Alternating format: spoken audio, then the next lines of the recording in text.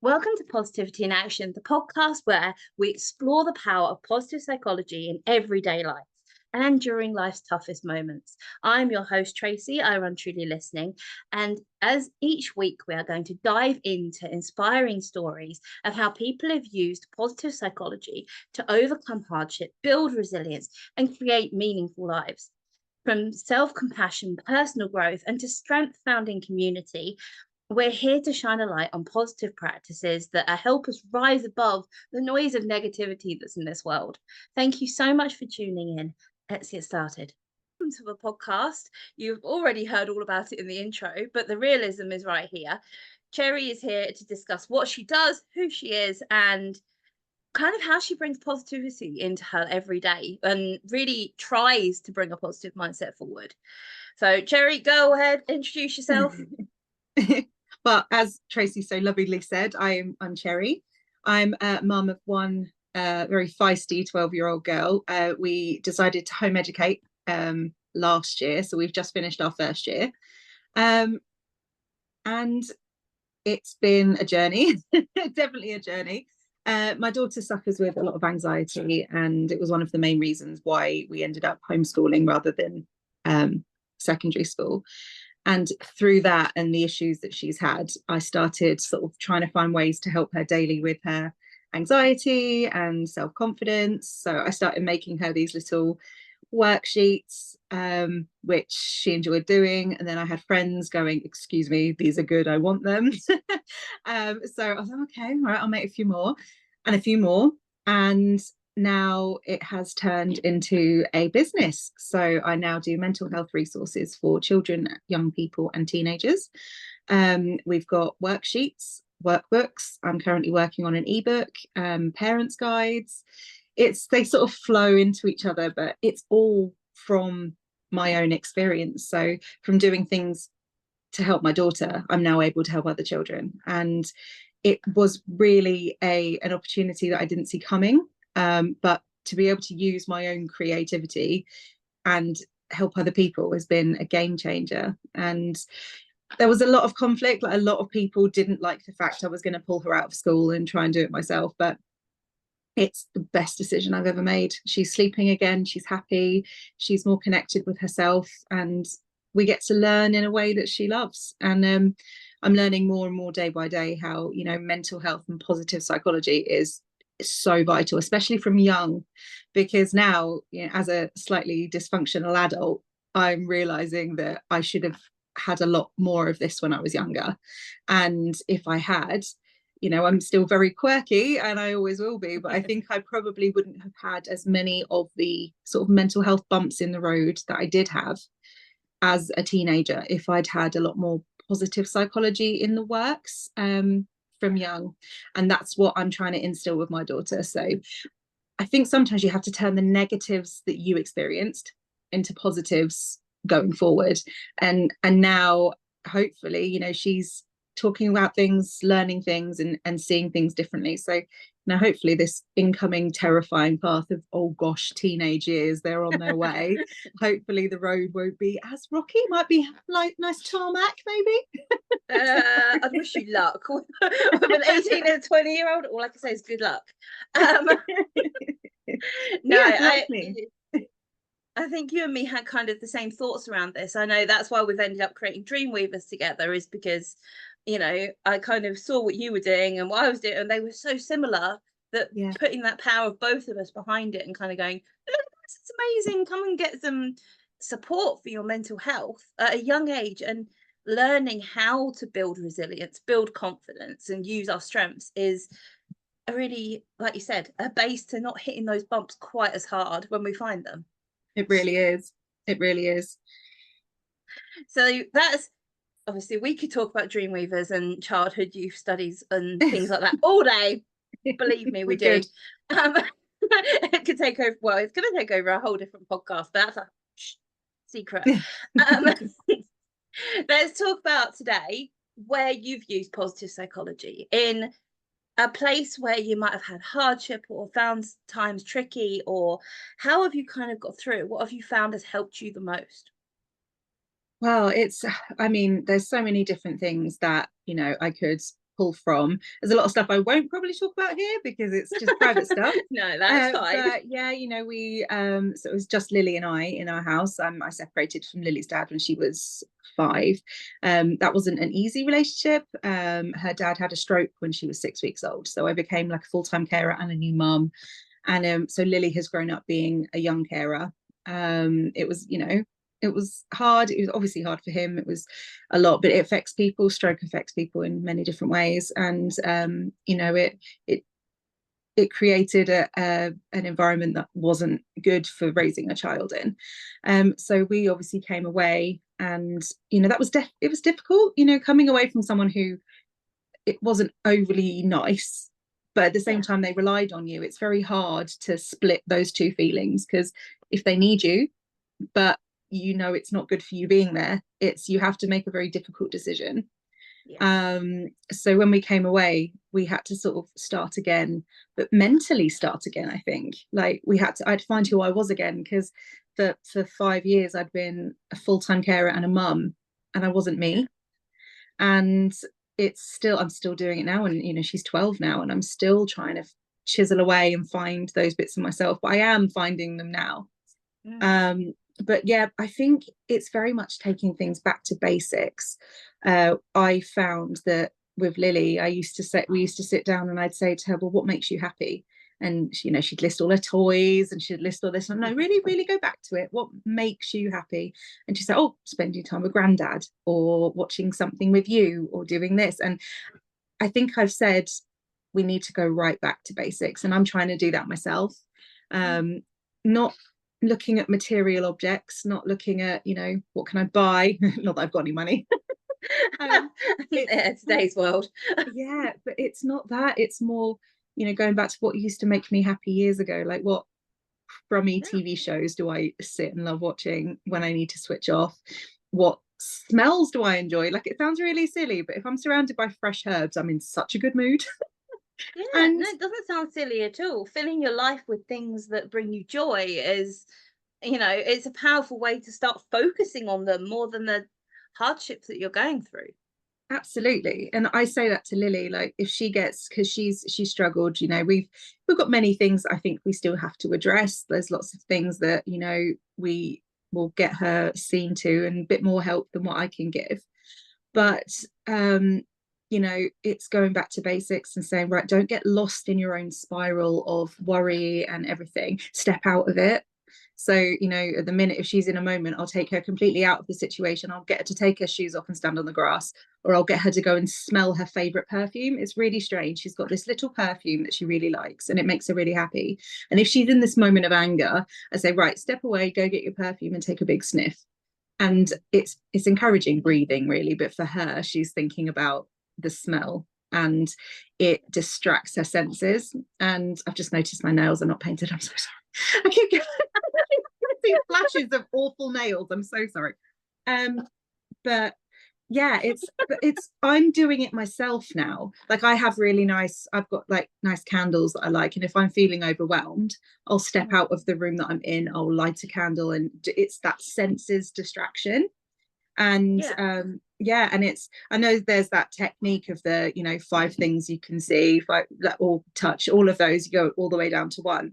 And I'm trying to implement it more with Lily and with myself, because I'm someone who gets incredibly overwhelmed, incredibly, you know, I'm ADHD to the eyeballs, so I will constantly be spinning around in circles. I'm like, whoa, okay, step out, ground yourself, find what you need to do, and reset. And I think ways to we do that a lot, don't we? We're not bumping into each other in conversations, but it's finding that space, isn't it, to actually take a moment to think, and to give yourself space to stop. And engaging all the senses is a brilliant way to do that. So well done, you've got that one nailed. It's trial and error, it really is. Like, because it's very, you know, when people say about sort of when you feel angry and you get that dark cloud over you, well, I feel like if you're in overwhelm, it's like a massive shadow. Like, it's like you haven't got the daylight, you can't see it, and it's like everything's cloudy and all of that, so you need to make it visible again. So yeah, it's weird how it is through learning though. Like you could sit and read 100 books and think, oh, that's a nice technique, and think, right, I'm going to be amazing, I could, do all this, but unless you physically try it, Yeah. it will never work for you. And I think the only thing that I annoy myself with is I've known about these techniques for years. And I mean years. Like I heard about, but you sit there thinking, oh, it won't work for me, or oh, I won't try it, or I don't think about it. And now I'm like, really? I could have been doing this already. You have to It's get also there. it's also the confidence to adapt. Yeah. You can kind of have the let's be grateful for something. Gratitude is one of those ones that's known all through it's one of the most known interventions for positive psychology is the gratitude space, to do 5, 3, however many you've heard to do a day. But the realism is most people are going to get bored stiff sitting there writing out a list of 3 things every morning. They're Mhm. just not going to do it. It's just not going to happen. So creating a space where you can, one, understand why you're doing it. Why the hell are you bothering with gratitude? What is the point? I'll do it for 2 weeks. Good idea. I'm bored of it now. Why bother doing it? Why carry on? Yeah. It becomes second nature, and I can sit and geek out on the ways that gratitude helps the brain. But the point is, if you don't find a way that works for you, you won't do it. And adaptation comes with that, and the confidence to adapt. So, for example, I suggest people quite often to use photos. Take photos of things you're grateful for that day. If I've got children, put it in a jar, make a picture, paint it, draw it.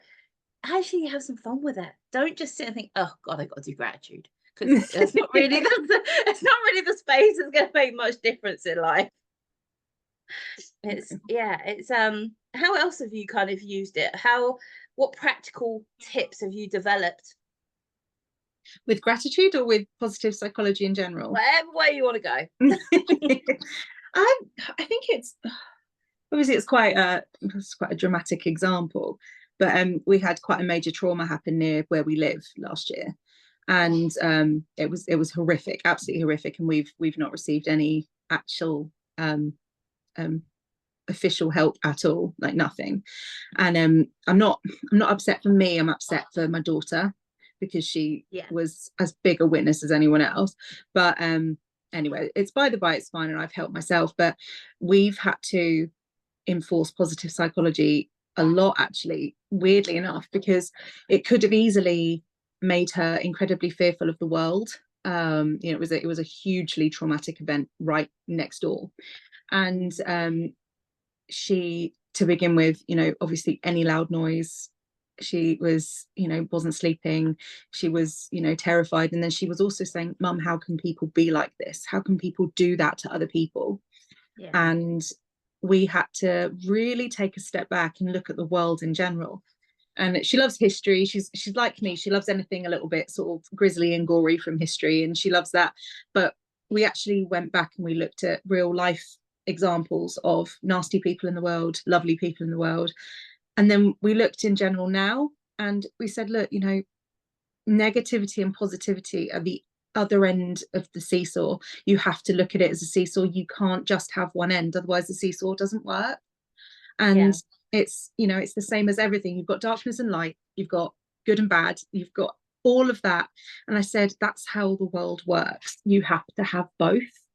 And I said, you get to choose where you are on that. There's things in life that will shape you and affect you, and there's some people who are just genuinely not very nice people. But I said, you can't let other people's actions create you. So we had to look at the nasty and the horrible, and then we looked at the good. And she sort of have come away going, it doesn't make it any better, but it makes me understand that that was their choice. That's what they chose to do. Nasty things are going to happen, and being worried about it isn't going to change it. So yeah, we try to put a positive spin on everything these days, and I annoy so many people. They're like, can you not just be angry?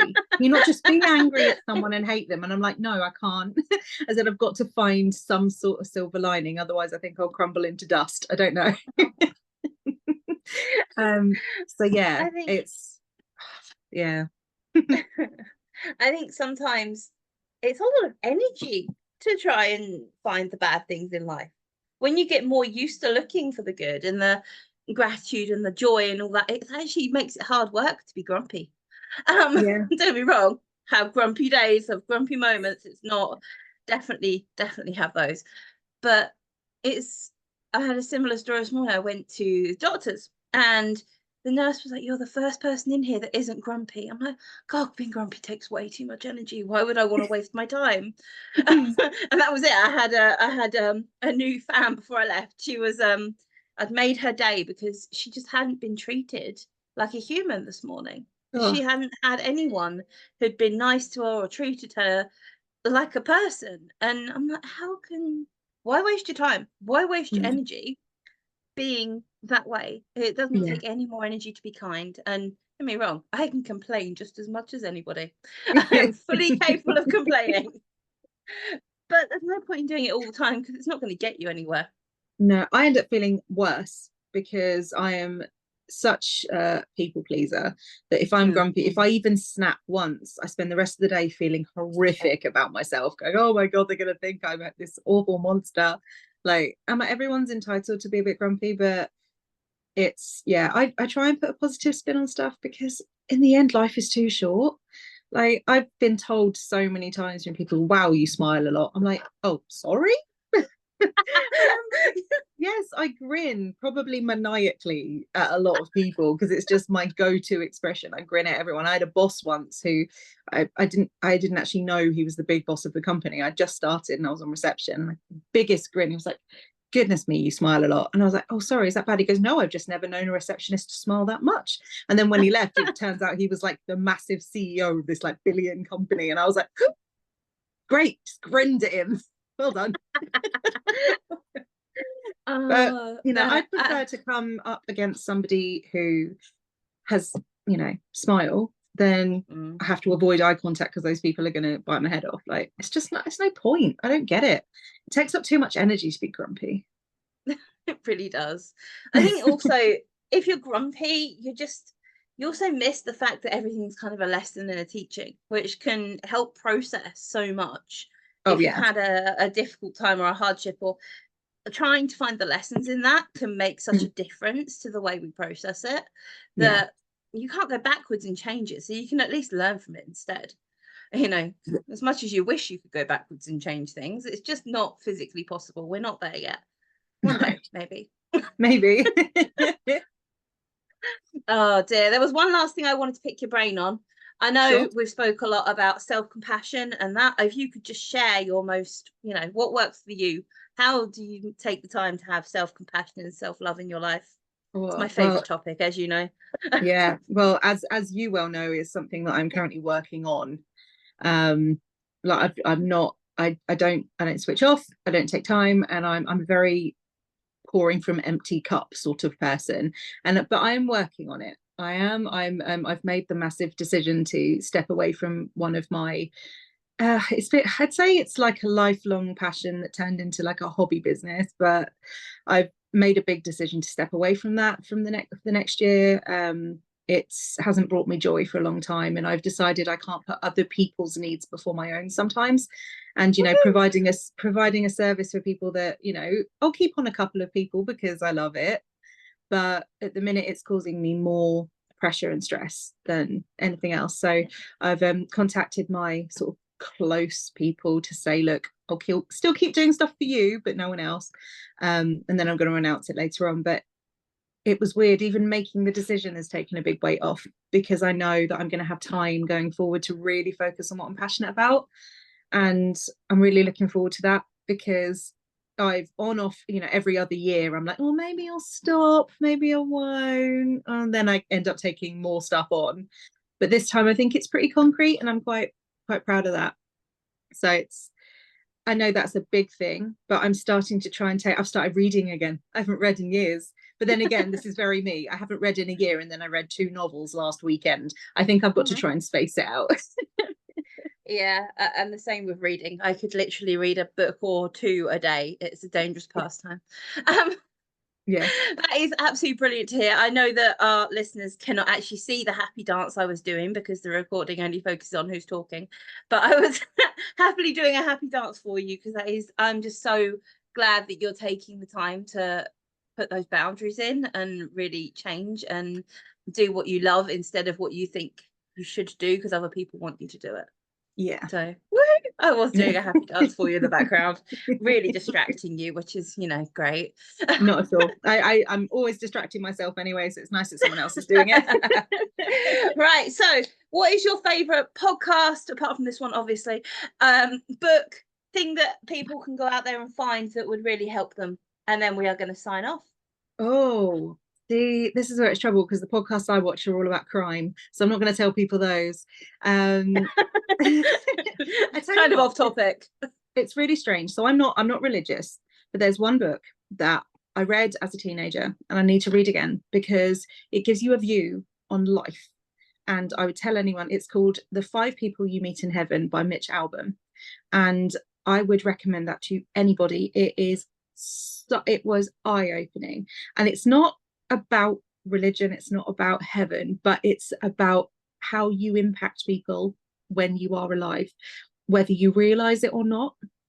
And I was blown away by that book, and I will tell everyone to read it because it's heartbreaking, it's beautiful, but it really gives you an insight into, just because you don't know how you're impacting the world, you are impacting it. And it's you can, even that one smile that stopped someone from making a bad decision, or talking to someone who hadn't had anyone speak to them that day, it really does open up things. So yeah, I would do that. And I need to watch more positive podcasts. Apart from the crime ones.